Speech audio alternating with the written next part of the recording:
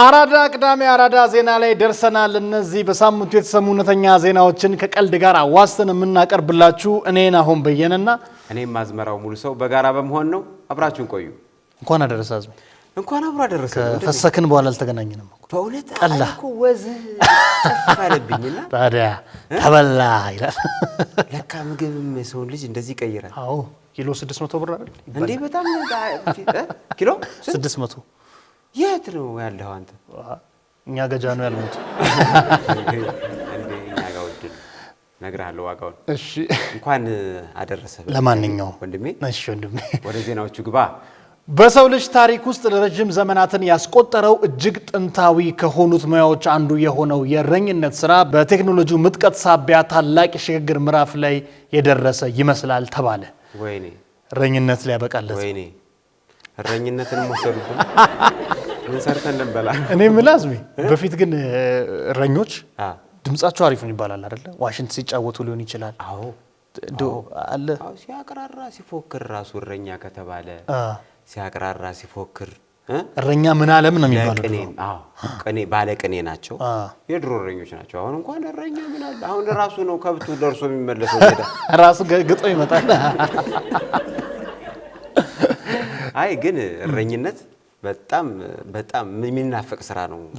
ኃላፊነት ነበሩ እዛ ክፍለ ሀገር እያለን። እሺ አንተ የሚመስል ልጅ ራሱ ነበር የሚገርመኝ። እኔ ደግሞ አንተን የሚመስል በግ ነበር ምትል መስሎኝ አዝመኝ።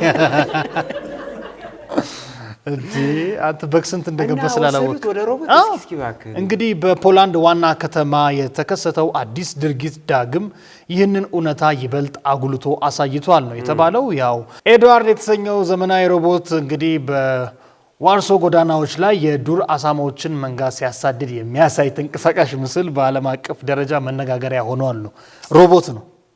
ሮቦት ነው የሆላንድ አሳማዎችን ያገደ ራያዎችና አተ ያዛተ ምናን ይያል ድምጽ ይወጣ ሮቦቱ ይገርማል እኮ ድምጽ ይወጣ ዋሽንት ሊነፋ እኮ።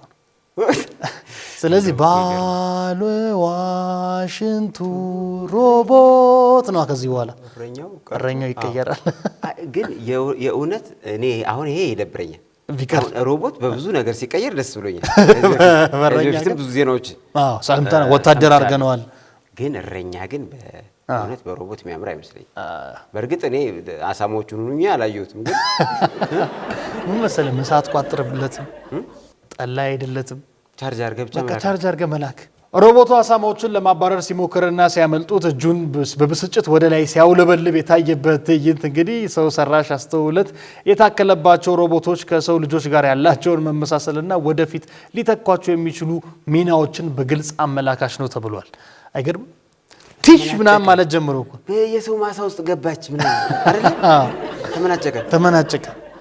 አይገርም? እኔ ግን በጣም በቃ ቴክኖሎጂ ግን በጣም ከማድነቅ የተነሳ እኔ ራሴ ሮቦት መሆን አማረኝ። ተመኘ ሮቦት ሆነ መበሳጨት አይተ ነው ብንመለስ ሮቦትነት አረ መቅረትም አላዝሜ ሰውነት ይሻላል በዛው። አዎ ይህ ሮቦት እንግዲህ እስካሁን በፓርላማ ጉብኝት፣ በሙዚቃ ኮንሰርቶችና በማራቶን ውድድሮች ላይ ታዋቂነትን ቢያተርፍም አሁን ግን ወደ ከተማዋ ዋነኛ የጸጥታና የቁጥጥር ስራ ውስጥ በመግባት ትኩረት ተስቧል የተባለው ገባ። ጭራሽ ፓርላማ ሄዶ ነበር። ስለዚህ የሆላንድ ፓርላማ ማለት ነው። እውቀት አለው ማለት ነው። እውቀት ሳይሆን ወንበር አለው እንጂ። ያው እንግዲህ ይህ ሮቦት በሺዎች በሚቆጠሩ የዱር አሳማዎች ወረራ እየተቸገረች ባለችበት ወቅት ያለበት ከተማ ማለት ነው። ዋርሶ የት ናት ግን? ሆላንድ ነው። እዚህ ይመስላል ስሙ ጃርሶ። እንግዲህ በዋርሶ የአሳማዎች ወረራ እየተቸገረች ባለችበት ወቅት ኤድዋርድ የዱር እንስሳትን ወደ ጫካ የመመለስ ወይም የመቆጣጠር የእረኝነት ተግባርን ወይም ኃላፊነትን ለመውሰድ ሙከራ እያደረገ ነው የተባለው። ከተማዋን ሊታደጋት ነው ይሄ ሮቦት እረኛ። ብቻውን የሚገርም ብቻው ነው እየመለሳቸው ነው። የዱር አሳማዎች ናቸው ያስቸገሩት። ምንም እንኳን የሮቦቱ ፍጥነት አሁንም ከአሳማዎቹ ጋር ሲነጻጸር ዝቅተኛ ቢሆንም የቴክኖሎጂው እድገት ግን የነገውን ዓለም እረኞች ያው የነሱን ነው የሚያሳየው ገባ። ነገ እረኛ ሊጠፋ ነው። ዛሬ ቀስ እያለ የሚሄድ ሮቦት። በእርግጥ እረኛ እንዲበዛ እኮ ማበረታታት ምናምን የለብንም ማለት ሌላ የተሻለ ስራ ካለ ወደዛ ገብቶ ሮቦቱ ደግሞ የእረኛን ቢተካ ጥሩ ነው። በትክክል በተለይ ትምህርት የሚቀሩ ልጆች በዛ ሰበብ ስለሚኖሩ ሮቦቱ ተክቶ እነሱ ትምህርት ቤት ቢሄዱ ወደፊት ከዛ 50 በግ ይዞ ወጥቶ 10 በግ ይዞ ይመለሳል። በዚህ በኩል የምናስብ ጥሩ ነው። እና ብዬ ውሃ ነው የሚቸልሱበት ኤሌክትሪኩ ላይ። እኛም እኮ በቅርቡ እንደዚህ ሊሆን ይችላል እኮ። ቅራት የሚባል ነገር ታውቃለህ? አታውቅም? ቅራት አላውቅም። ምንድን ነው ቅራት? ቅራት ማለት አሁን ክፍለ ሀገር ላይ እረኛ ከብት ሲጠብቅ ይውላል። አዎ። ማታ ላይ ደግሞ በረቱን የሚጠብቅ ትንሽ ጎጆ ውስጥ የሚያድር ሰው ቅራት አዳሪ ይባላል። ቅራት ማለት እንደ ማማ ነገር ነው። ያቺ ቅራት ትባላለች። እና ቅራትም ቢያድር በዛው ተሻለ ነው። ቅራት የሚያድር ሰው ከጅብ ከሌባ ከዘራፊ ምናምን የሚያስጥል ነው። በረቱን ራቅ ብሎ እናይ ማለት ነው። ሮቦት እንደዚህ አይነት ሮቦት ከተገኘ በትክክል እኛም ሀገር ቢተካ ጥሩ ነው። የሆላንድ ካምፓኒዎች እንግዲህ ፕሮፌሰር አዝመራውን በዚህ ጉዳይ ላይ አማክሩት። ቅራት አብረን ብንሰራ የተሻለ አሪፍ ብዙ በትክክል እንግዲህ እነዚህ ሮቦቶች ከብረት ከኮምፒውተር ፕሮግራም የሚሰሩ መሆናቸውን እያረጋገጠ ነው። የቀጣዩ ዘመን እረኞች ብረቶች ናቸው ለማለት ነው። በአሁኑ ወቅትም ሰብአዊ መልክ ያላቸው ሮቦቶች በእንስሳት እርባታ ውስጥ የበሽታ መከላከልንና የጤና ክትትልን እያከናወኑ ሲሆን በሰፊ እርሻዎች ላይ ደግሞ የከብት መንጋዎችን የሚጠብቅና የመምራት ስራ መጀመራቸው እየተነገረ ነው የተባለው። ገባ በቃ ፖሊዮ ምናምን ሊዞሩ ነው ከዚህ በኋላ ቤት ለቤት። እኔ ግን ሁሉ ነገር የሚገርመኝ የሰው ልጅ እንደዚህ አይነት ሮቦትን እየፈጠረ የኔ ጭንቅላት እሺ ይገርመኛል። ታስቡ ምን ሆነ ያንተ ጭንቅላት? ምንም ማለት በደንብ እየፈጠረ አይደለም።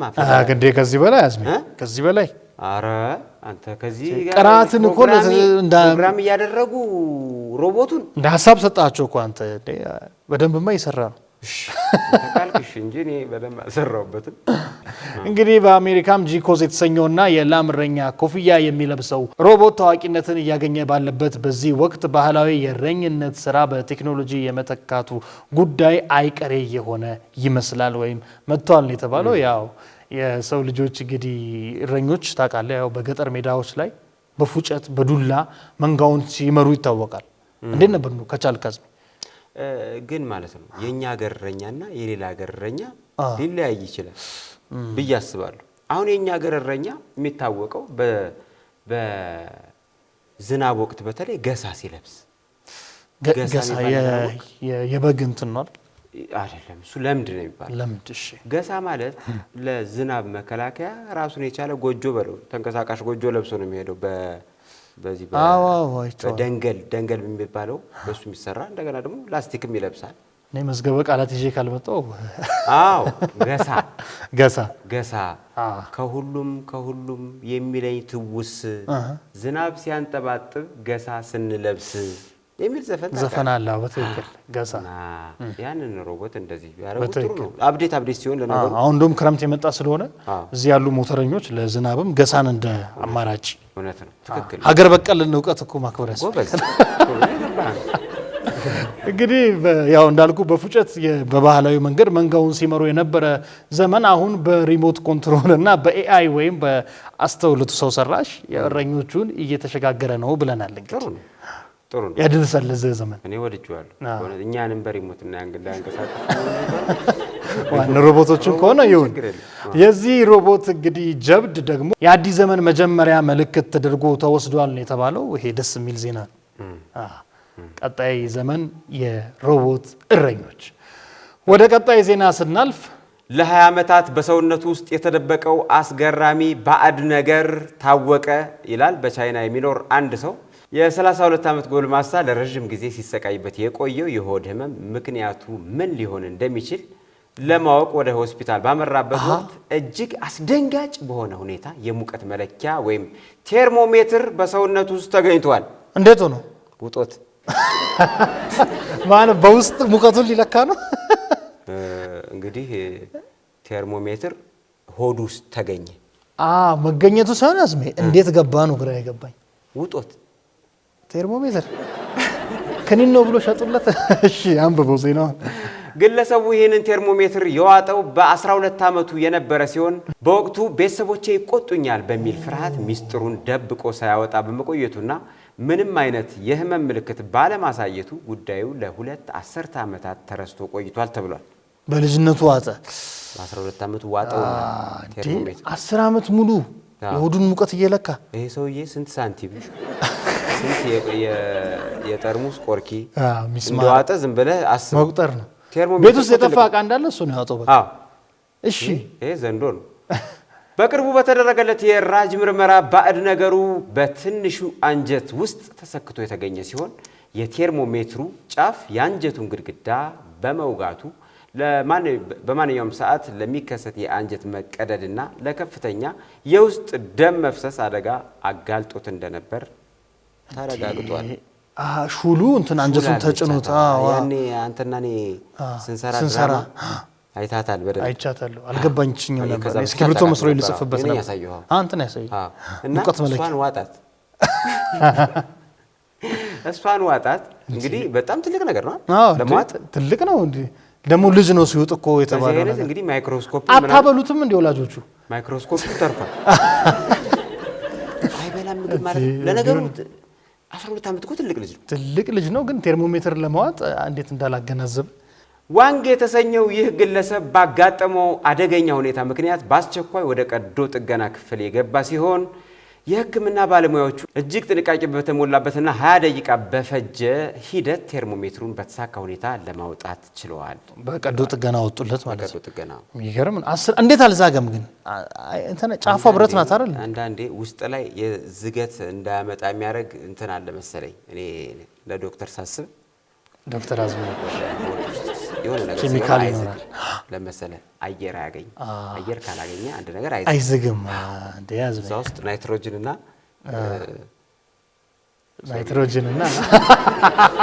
ጥልቅ የሆነ አለ ብቻ እንዳይገባ ይችላል ብዬ ተውኩ። እንዴ እኔ ራሱ ነጭ ጋውኑን አምጡለት ልል ነበር። በቻይና በየዓመቱ ከ1 ቢሊዮን በላይ ተመሳሳይ ባዕድ ነገሮችን የመዋጥ አጋጣሚዎች እንደሚመዘገቡ የጠቀሱት ዶክተሮች ማንኛውም ሰው በተለይ ህፃናት ባዕድ ነገር ቢውጡ ምንም አይነት የህመም ምልክት ባይታይም ሳይዘገዩ ወደ ሕክምና ተቋም በመሄድ አስፈላጊውን ክትትል ሊያደርጉ እንደሚገባ አጥብቀው አሳስበዋል። ገብቶኛል። አዝሚ ምንድን ቻይናዎች አይደሉ? በቃ ማይበሉት ነገር የለማ። ይሄ ልጅ ጨው አድርጎበት ነው ወይ አጦ የሚለው ቢጠየቅልኝ ደስ ይለኛል። ግን አልዛገም ካልክ ጨው የለውም ማለት ነው። አይ እኔ ግን ነው ብዙ ነገር ይበላሉ እነሱ። እንስሳም ይበላሉ፣ አይምሩ አትክልትም ይበላሉ። የባህር እንትን ትላትል ብረታ ብረት ወደ ብረት ዞራችሁ ነው። በቤጂንግ ሺጂንግሳን በተባለ አካባቢ የሚኖሩ የ80 ዓመቷ አዛውንት በመኝታ ቤታቸው ውስጥ በድንገት ተቆልፎባቸው ከቀሩ በኋላ ለማምለጥ የወሰዱት እጅግ አደገኛ እርምጃ መላው ዓለምን እያነጋገረ ይገኛል የተባለው። ምን አረጉ ደግሞ? በረው ነው የሚሆነው። ፓራሹት ተጠቅሞ እንደ ያለ ፓራሹት ቢሆን ነው ዜናው የሚጥመው። እንግዲህ አሮጊት ናቸው። ያው የወጡት ዘገባዎች እንደሚጠቁሙት ከሆነ አዛውንቷ ስልካቸውን በሌላ ክፍል ውስጥ በመቅረቱ እርዳታ ለመጥራት ባለመቻላቸው ምክንያት በመስኮት በኩል ወጥተው ከ6ኛ ፎቅ ወደ ታች ተንጠልጥለው ወርደዋል የተባለው። እኚህ የደርግ ኮማንዶ የነበሩ አሮጊት ናቸው። ትልቅ ሰው ናቸው። አሮጊት እያልኩ አሮጊት ብሎ ወጣት የላዝም። ኧረ ተው አሮጊት አትበል። ትልቅ ሴት ናቸው በል። ቃሉ ዜናው ነው የሚለው ነው። በገመድ አግኝተው? ኧረ የለም መች ገመድ ቢኖር ጥሩ አይደለ? ከህንጻው ዘለሉ እርዳታ ፍለጋ። ስልካቸው ሌላ ክፍል ውስጥ ነው ያለው። እሺ እንግዲህ በህንጻው ግድግዳ ላይ የተገጠመ የአየር ማቀዝቀዣ ኤሲ መጫኛ ብረቶችን የበረንዳ አጥሮችን ብቻ በመጠቀም ከ27ኛ ፎቅ ተነስተው 21ኛ ፎቅ ድረስ ሲወርዱ በነዋሪዎች ተስተውለዋል የተባለው። እኔ ማዘር ባለቀይ መለዮ ናቸው። እኚህማ የሴት ኮማንዶ ነች፣ ጁዶ ተምራለች፣ ካራቴ ታውቃለች የተባለው ለነዚህ ካራቸው አዛውንትም ሆነው እዛ አካባቢ ሩቅ ምስራቅ ምናምን አካባቢ አይሰሙም። ይገርማል። በቃ ጣጣ ኩንጉፉ ነው ድፍረቷን። አሁን ማን የሚደፍረው ነው? እንዳሞራ መዝለል ነው እንጂ ከዛው ላይ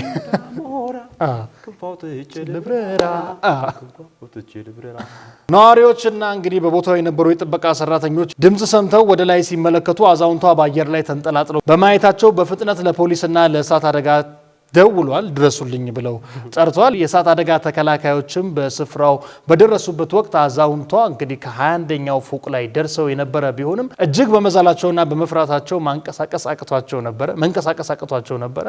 የነፍስ አድን ሰራተኞች እንግዲህ ከ21ኛው ፎቅ በኩል በመስኮት ውስጥ አዛውንቷን በገመድ ካሳለፉ በኋላ የብረት አጥሮችን በመቁረጥ በሰላም ወደ ውስጥ አስገብተዋቸዋል የተባለው።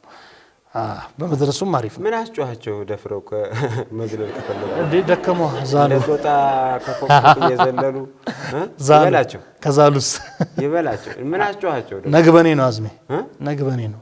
እንዴት ሶስተኛ ላይ ሆነ ሊፍት ቀጥልና መብራት ጠፍቶ እና ልዘልል እና ዛውልቶ ትላል። አዛውንቷ እንደዚህ ለምን ይጮሃሉ? እሺ ከዚህ በኋላ ስንት እድሜ ይኖራሉ? ስንት ቀሮትና ይጨነቃሉ? ነፍስ ነው። በዚህ እጅግ አስፈሪ ጉዞ ውስጥም አዛውንቷ ምንም አይነት የአካል ጉዳት ስላልደረሰባቸው የተረፉ ሲሆን ለነፍስ አድን ሰራተኞች መጀመሪያ ያሰብኩት እስከ መሬት ወይም እስከ 1ኛ ፎቅ ድረስ ለመውረድ ነበር በማለት ተናግረዋል። ጭራሽ ሪከርዱንም ማሻሻል ፈልገው ነበር።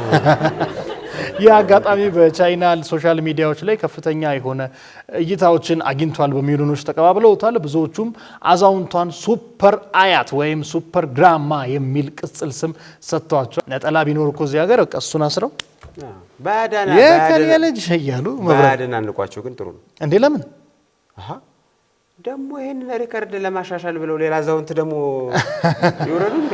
ይዘለ ቻይናዎች ያረጉትም አይባል። አራዳ ዜና የሳምንቱ ይሄን ይመስል ነበረ። ፍቅርና ሰላም ለሀገራችን፣ ሳቅና ተድላ ለሕዝባችን ይሁን። አራዳ ቅዳሜ ይቀጥላል። እናመሰግናለን።